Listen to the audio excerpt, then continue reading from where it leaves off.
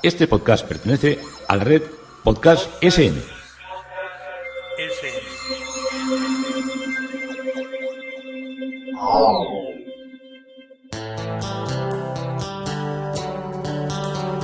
Historia con sentido. Un podcast realizado y presentado por Juan Carlos González.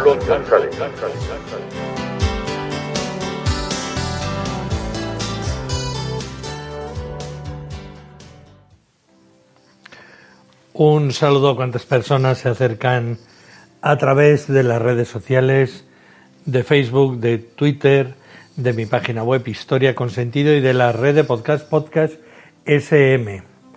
Yo soy Juan Carlos González y un día más encantado de poderos acercar un espacio de la historia. Hoy el tema propuesto es desde el Zoco de Tánger. Seguimos recorriendo esa vecina, cercana y bella ciudad del norte de Marruecos, Tánger. Nos habíamos quedado el último día recorriendo, iniciando el recorrido que me llevó a Ceuta como paso al otro lado del estrecho, con aquel, la palabra no es aciago, yo creo que es más bien pintoresco y sociológicamente no sabría cómo calificarlo, porque también suponía para muchos de nosotros el primer gran recorrido. Llegar a Algeciras, que era el final del destino del tren que cruzaba por nuestro pueblo. Además era curioso porque antiguamente, ahora también, pero de un modo electrónico, todo lo que son las ciudades y las paradas que tienen los trenes, pues van apareciendo decimos, en un lateral encima de la puerta, pues por ejemplo, si vas en el AVE que va de Madrid a Sevilla, pues te pone Ciudad Real, Puerto Llano, Córdoba, Sevilla, y van apareciendo en la continuidad encima de la puerta. Pues antes lo que llevaban eran unas chapas con dos ases a los lados que iban colgadas y atornilladas al exterior de prácticamente donde estarían los pescantes, que es de donde se subían las escaleras dentro de lo que eran los vagones. Allí se colocaban estas chapas donde ponía, por ejemplo, el recorrido del que os estaba hablando, Irún a Algeciras. Y entonces, claro, como paraba en tantos sitios, era como si fuera un capítulo de la Biblia, era interminable.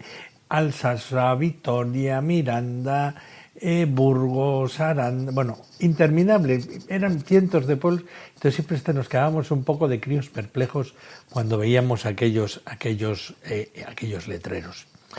Y pues salimos, nos habíamos quedado en los autobuses allí repletos, que parecíamos que íbamos a la vendimia de la zona de Cognac o del Languedoc o de cualquier zona de Francia, y íbamos todos, entre los autobuses éramos gente. Calcular que en cada autobús iban, iríamos 56, pues seríamos pues casi 180, 190 personas, creo recordar. Todos ellos capitaneados por una profesora que daba trabajos manuales, que era una asignatura extraña que teníamos nosotros, que se llamaba Eva.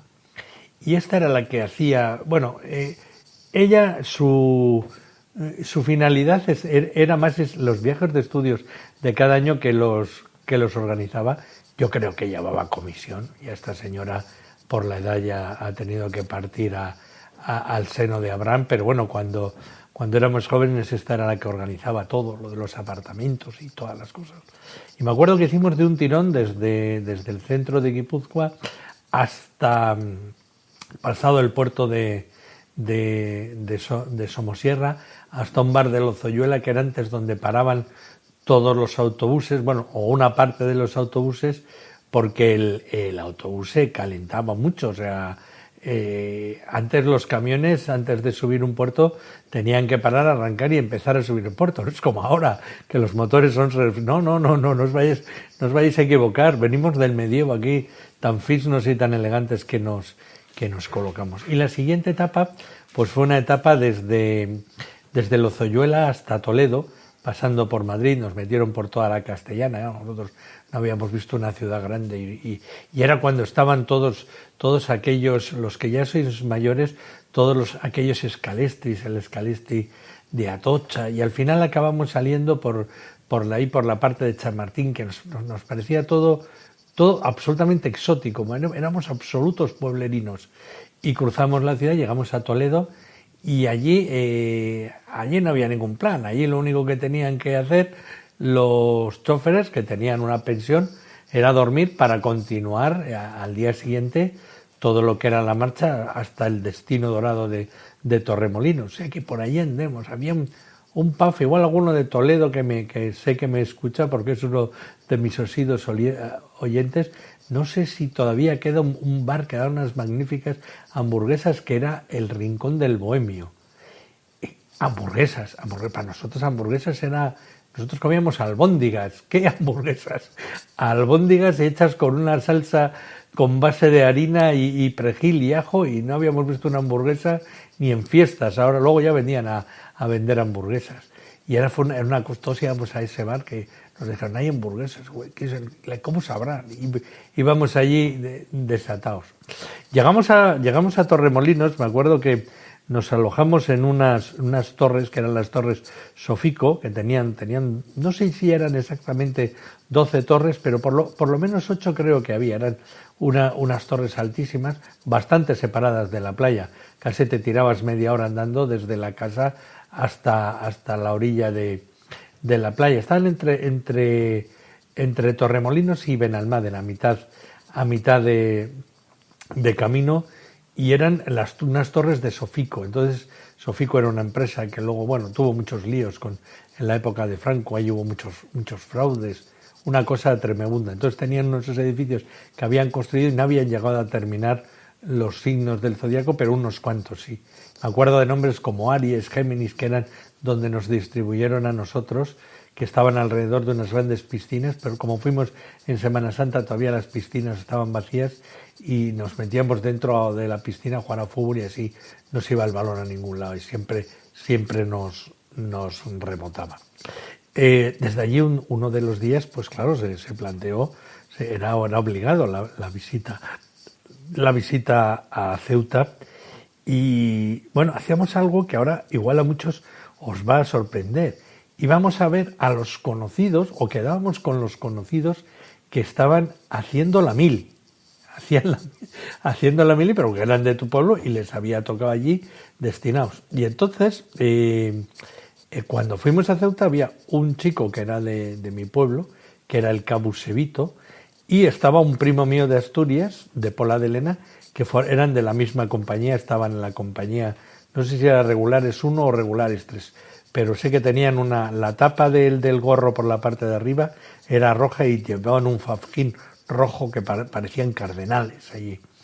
Y entonces, el Cabusevito, mi primo fue antes de esto nos fuimos hasta Algeciras y cogimos un barco enorme, eran enormes, lento, pesado, olía todo a polvorilla. No, ya sé que no era de carbón, pero el gasoil aquel olía endiablado.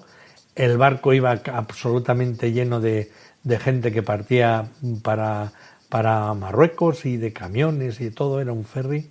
Hacía un ruido infernal, estaba todo el tiempo vibrando y era enorme. A mí me parecía que me estaba montando en un barco del desembarco de Normandía, de esos enormes, llenos de soldados que se veían. Pues esa es la experiencia que tuve. Fue la primera vez que vi delfines que andaban allí siguiendo la orla del movimiento del barco, esa marca, esa estela que deja en el mar.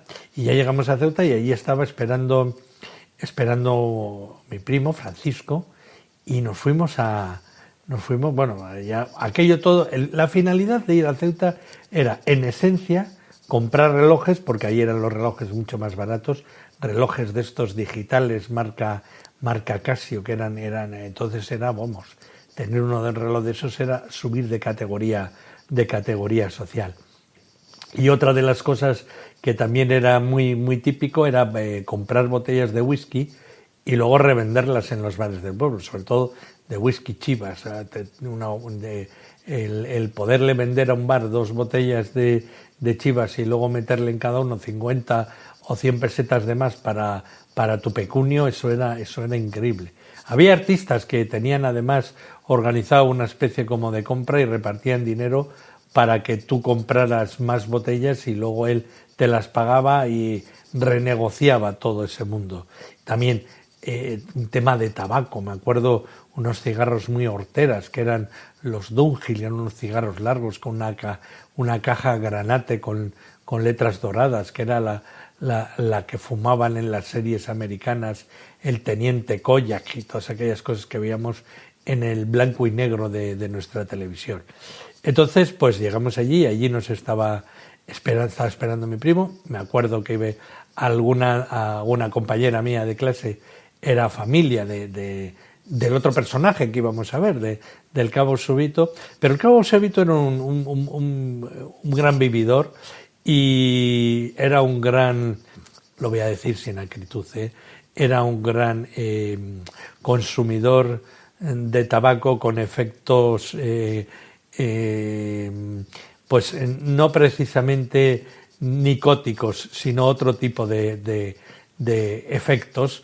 Y entonces, pues ese día, como muchos, no podía salir del cuartel, estaba arrestado, pero se le podía visitar, porque ya sabiendo que, bueno, claro, imaginaros, era un hombre al que le gustaba la hierba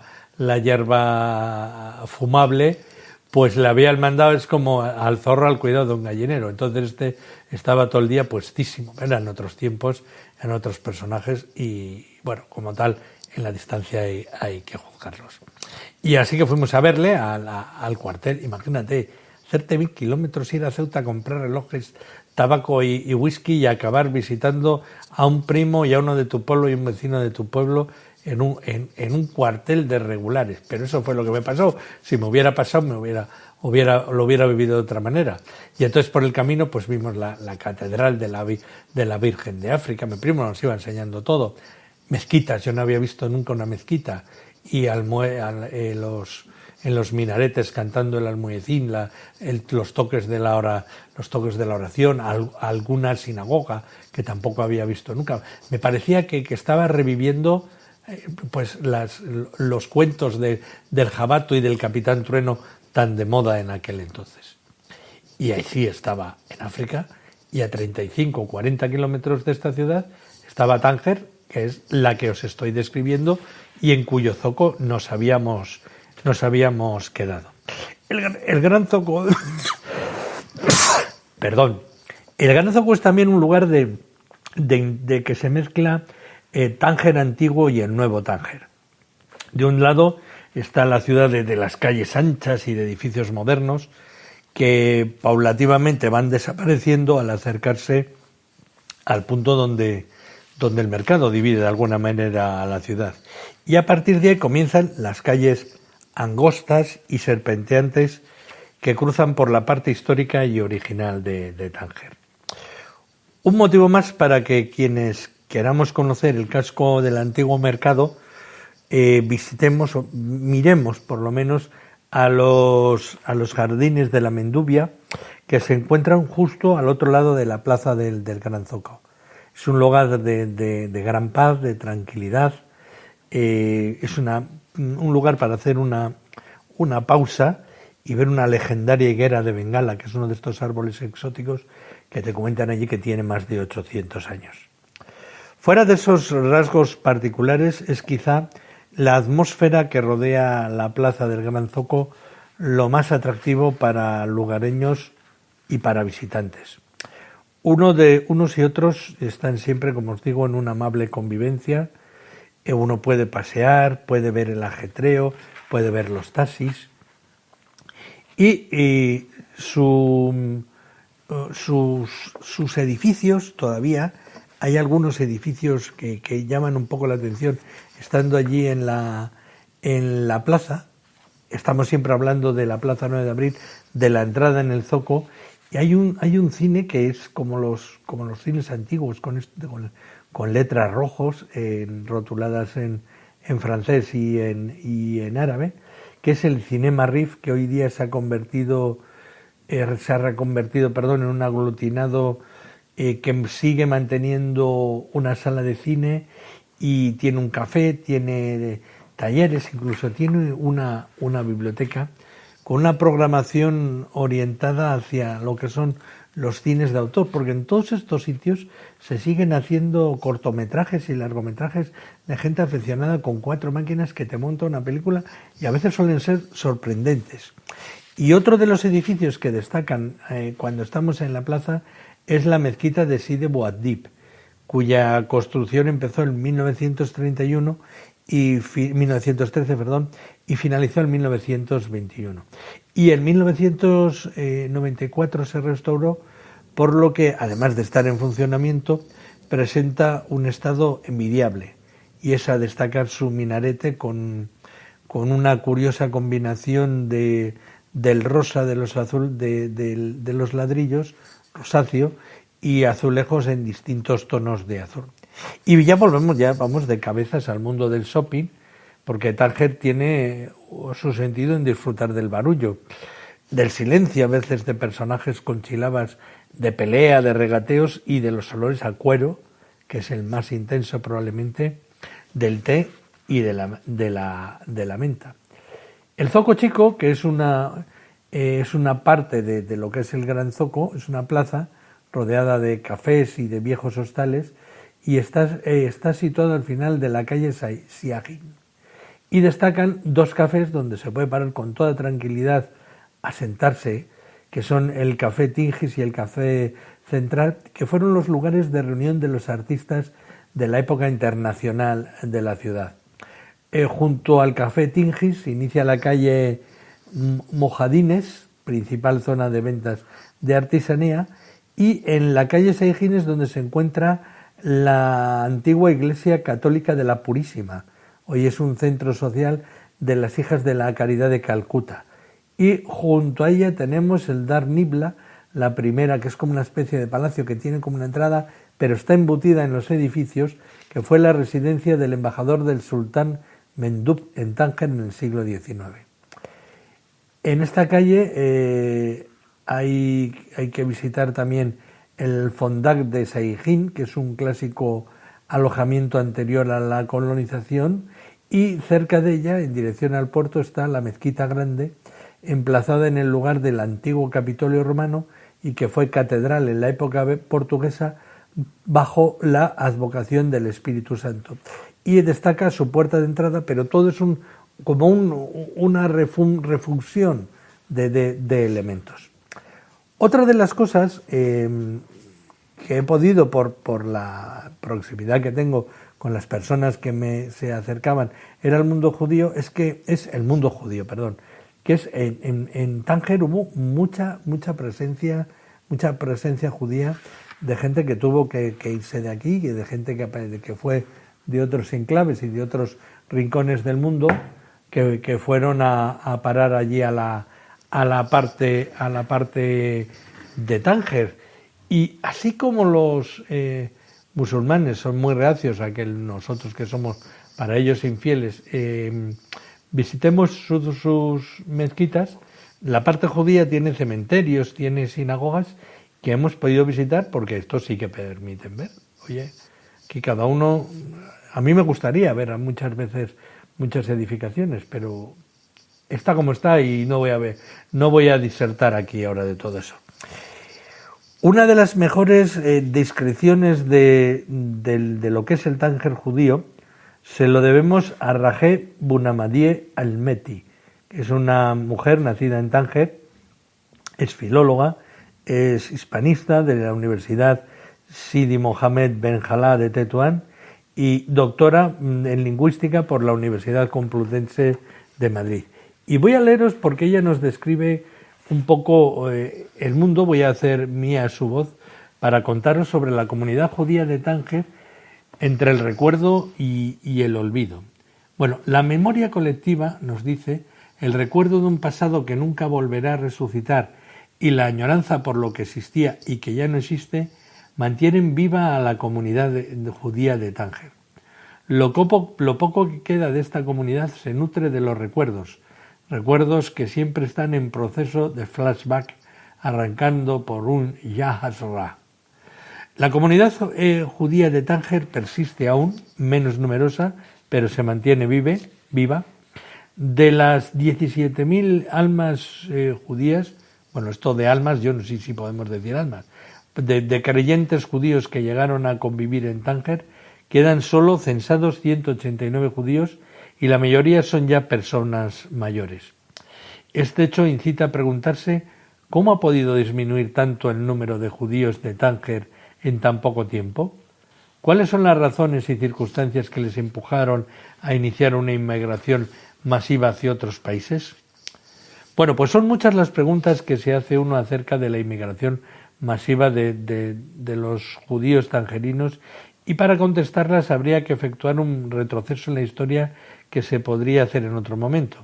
Pero lo único que se puede asegurar es que los sefardíes, temerosos de ser perseguidos, cambiaron su Tánger por Francia, por Canadá, por Estados Unidos, por España y por países de América del Sur, incluso muchos por Israel. La comunidad judía de Tánger tenía su propia identidad. Si la religión constituía el punto relevante y distintivo del resto de la población marroquí y las diversas colonias extranjeras, la lengua y la cultura la diferenciaban de los otros, de los extranjeros, de los judíos del interior de Marruecos. Como los judíos de Tetuán, de Larache, de Hatzila, de Chauen o Alcázar, el judío tangerino conservó cariñosa y cuidadosamente el idioma familiar y comunitario, el judeo-español. Este idioma, conviviendo con otros idiomas y consiguiendo mayor entendimiento con moros y cristianos, evolucionó para dar como resultado una mezcla que recibe como nombre la jaquitía. José Boniel califica esta mezcla como un dialecto peculiar a los judíos de origen ibérico establecidos en Marruecos desde la expulsión de España, y es un compuesto de castellano antiguo, más o menos conservado, cruzado con árabe, con hebreo y, como os digo, al que llamamos jaquetía. La historia de la jaquetía es que poco a poco se va perdiendo, se va transformando en conservar primeras palabras en árabe y últimas palabras en castellano. Y algún mayor te puede hablar en jaquetía, pero ya los que son antiguos y saben castellano casi hablan más en castellano que en jaquetía. ¿Qué sinagogas hay en Tánger?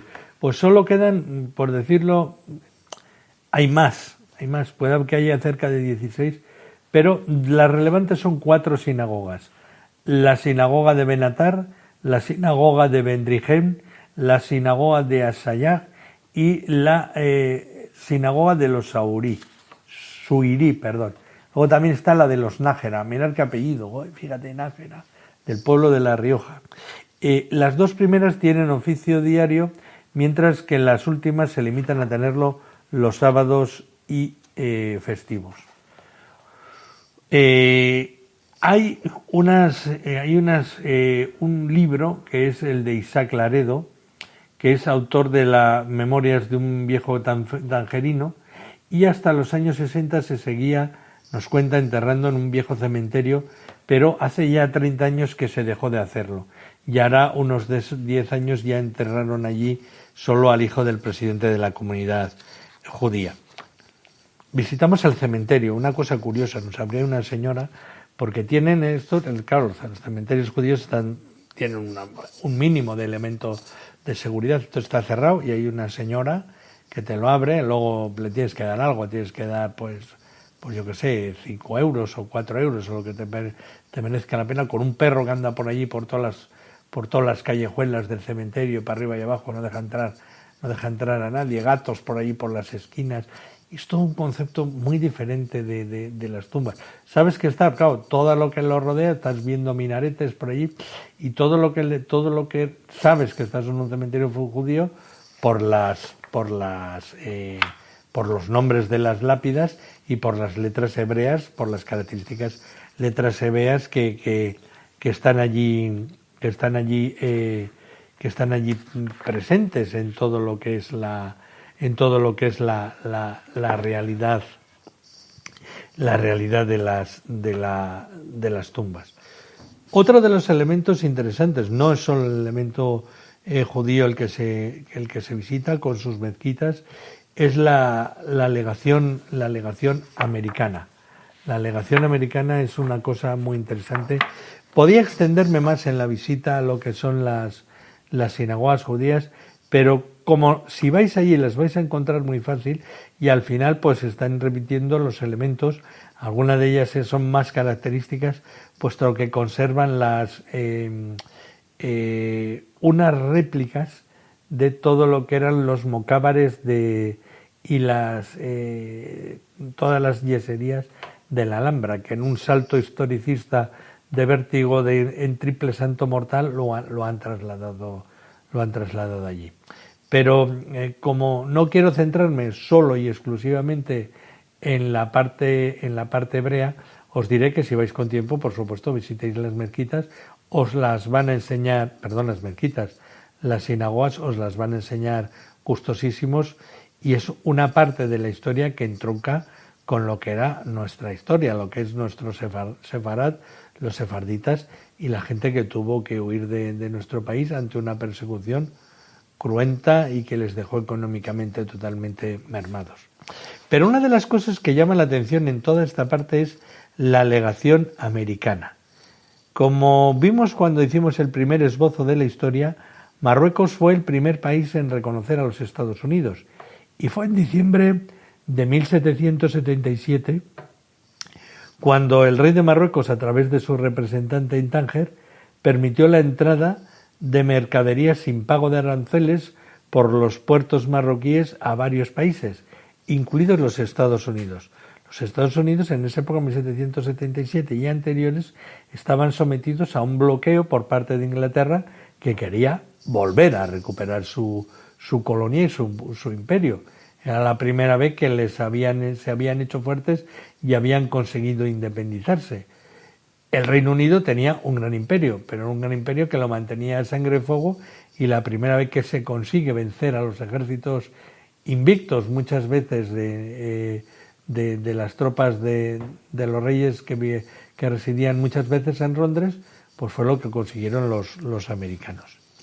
En 1821 la misión norteamericana recibió un edificio en la antigua Medina, en la que permaneció hasta 1961 para trasladarse a Rabat, que es la capital de Marruecos, al igual que el resto de las legaciones extranjeras. Allí funcionó una escuela árabe para estadounidenses, pero en el año 1975 el edificio estaba muy abandonado. Un grupo de estadounidenses relacionados con el Reino de Marruecos logró recuperarlo y creó el Talim, que es el Museo de la Legación Americana de Tánger, para salvaguardar ese patrimonio y promover el diálogo entre los pueblos a través de becas, conferencias, bibliotecas, investigación y programas sociales dirigidos a todos los públicos. Actualmente este museo es un hito histórico nacional de los Estados Unidos y recibe miles de visitantes durante todo el año, no solo de Marruecos y de los Estados Unidos, sino de muchos países europeos y otros tan lejanos como Japón y China. Son 45 salas distribuidas en 5 pisos en los que se exponen grabados, pinturas que ilustran la relación histórica entre ambos países, y una biblioteca única que contiene una amplia colección de libros, monografías, mapas, fotografías, artículos y tal vez la más amplia en la región, que es visitada por investigadores de todo el mundo. El edificio del museo fue restaurado completamente en la década de los 20 del siglo pasado y, por ejemplo, se recuperó un pabellón árabe con vistas a un patio que se renovó con puertas antiguas y azulejos de Fez. Se colocaron zámpalas del siglo XVIII, rejas de hierro y revestimientos de mármol. Y cuando estuvo terminada, la legación era un edificio imponente, que es como lo visitamos ahora. Dediquemos un párrafo a la colección de arte. Son 1000 grabados, litografías, acuarelas, óleos del siglo XIX y XX, más de 100 mapas antiguos provenientes de donaciones como la de Donald Agnus, residente en Tánger, Es una colección formada por cientos de grabados, pinturas, dibujos procedentes de Alemania, Holanda, Inglaterra, Francia, España, Malta, y que datan entre 1573 y 1913 y representan las ciudades de Tánger y Gibraltar, retratos y acontecimientos históricos. También está la colección Macbey, donada por Margarita Macbey, viuda del grabador y pintor escocés James Macbey, y esta colección, que abarca el periodo de 1901 a 1998, cuenta con 70 obras de más de 40 artistas de 11 países, con gran variedad de técnicas y estilos, incluida una acuarela de Emily Sargent, la hermana de John Singer Sargent, y una de la Casbah por el reconocido fotógrafo inglés y escenógrafo Cecil Beaton. Junto a la Medina tenemos la Casbah de Tánger, que es uno de los más antiguos recintos que se encuentran en lo alto de las colinas que componen la ciudad. En la actualidad lo vemos como un entramado de callejuelas, con edificios que funcionan como sencillos pero encantadores hoteles, y algunos de los que sirven de reclamo pertenecen a muchos inversionistas extranjeros que han invertido allí para sacar dinero a un perfil de lujo de turistas. Paseando por la Casbah de Tánger, observamos que cada uno de los huecos de la muralla es usado como uno de los mejores miradores del antiguo puerto de Tánger, donde todavía se pueden apreciar en algunos tramos de esta fortificación sus elementos de origen portugués. En la cumbre de la Casbah nos encontramos con uno de los miradores más concurridos del lugar, y desde allí se tienen unas vistas increíbles del estrecho de Gibraltar, y al fondo podrás ver la ciudad de Tarifa. Se puede visitar el Darg al-Mazken. Se trata de un palacio antiguo que perteneció al sultán del siglo XVII y posee un patio de mármol donde se ubica un museo con una gran diversidad de exposiciones muy interesantes. La Casbah de Tánger es la que domina la ciudad entera y desde donde se pueden apreciar las mejores panorámicas, como os he dicho, del estrecho y de las costas más cercanas de España. Bab al-Casbah es una de las puertas de la Medina de Safx, ubicada al oeste de la fachada sur de los muros, y da acceso a su Casbah propia, a una especie de subdivisión. Originalmente se llamaba Bab Jedid, la nueva puerta, ya que fue la primera puerta que se construyó a finales del siglo XIX, más que 1000 años después de la puerta Bab Jebil y la Bab Divan, que son las puertas más antiguas de la Medina, la designación actual de la Casbah ubicada en el este. El propósito principal detrás de la nueva entrada era disminuir la inundación de pasajeros a través de las otras dos puertas y facilitar el intercambio con el distrito colonial de Beb-Bar, que se despliega hacia la parte trasera o lateral izquierda de lo que es la Casbah. Junto al sur de la Casbah, en la Medina propiamente dicha, en la calle Amran, se encuentra Sidi Hosni, una antigua casa de la pobre niña rica Bárbara Hutun. Sidi Hosni está construido a partir de 7 casas separadas que habrían albergado durante un tiempo a un santo marroquí, tanto a un santo marroquí como al escritor Walter Harris. Hutton, que era la heredera de Wordsworth, vivió aquí desde 1947 a 1975. La 3 veces princesa por matrimonio, el único de sus 7 maridos que no tenía título fue Cary Grant, el famoso artista, se estilizó a sí misma como la princesa de la sociedad tangerina. Sus fiestas eran legendarias. Una vez fue transportada a 30 camellos del desierto para presentarse como guardia de honor, y típicas de la decadencia de los expatriados vistos en Tánger entre los años 1950 y 1960. Fiel a su forma de princesa, incluso convenció al alcalde de Tánger para que se ensanchara la puerta de la casba para que su Rolls Royce pudiera pasar a través de ellas. O sea que ya veis el influjo y el peso que tenía. Hay desde arriba una gran vista de Tánger y del estrecho de Gibraltar justo fuera de la puerta de Bab Barrat en la casba. Y si uno tiene tiempo se puede dar un paseo hasta el Café Jaffa junto con la Rue, en la calle Asad ibn al-Farrat al oeste de la casba, y al viejo Café Adosado tiene unas vistas, es un lugar magnífico. Cuando os estoy hablando de todo esto, de lo que es la parte que estamos visitando, estamos hablando de terrazas. No tengáis la concepción de los restaurantes de aquí de planta baja que también los hay, pero normalmente tienen también un primer piso y una terraza arriba, que es también donde dan servicios de restaurante, que es donde tienes las magníficas vistas y donde corre el aire allí magnífico. Y también ahí, en esta parte alta de la casba, está una de las mezquitas más bonitas y más bellas de Tánger. No destaca únicamente por ser, como os digo, la más antigua, sino porque tiene un minarete octogonal, que es único y que es precioso. Y esta se encuentra cerca, como os digo, arriba del Museo de la Casba, y además cuenta con una típica entrada con un bonito artesonado de colores marrones. Y sobre todo, Tánger también tiene muy buenos restaurantes. La fusión de la comida marroquí, mediterránea e internacional se fusiona aquí. Restaurantes, el Hamadi, el restaurante El Dorado, por donde anduvimos nosotros brujuleando en nuestros devenires gastronómicos, y que nos sirvieron, nos atendieron y pudimos apreciar una magnífica calidad de todo lo que es la comida marroquí, el pescado marroquí, insuperable, tan bueno como el español, y a un tercio de precio, eso sí. Y desde aquí estamos recorriendo el zoco de Tánger, estamos recorriendo una parte de este interesante elemento que es nuestro vecino Tánger.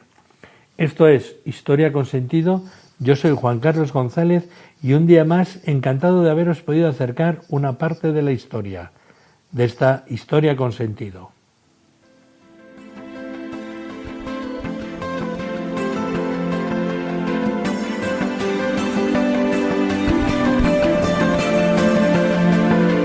Hasta aquí un episodio más de Historia con Sentido.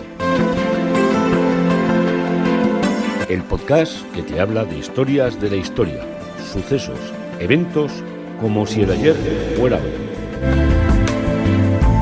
Síguenos a través de iTunes, Spreaker o iVoox. Contacta con nosotros por correo electrónico escribiendo a podcast@historiaconsentido.com. Nuestra web www.historiaconsentido.com. Y en Twitter nos encontrarás como @historiasentido. Este podcast pertenece a la red Podcast SM.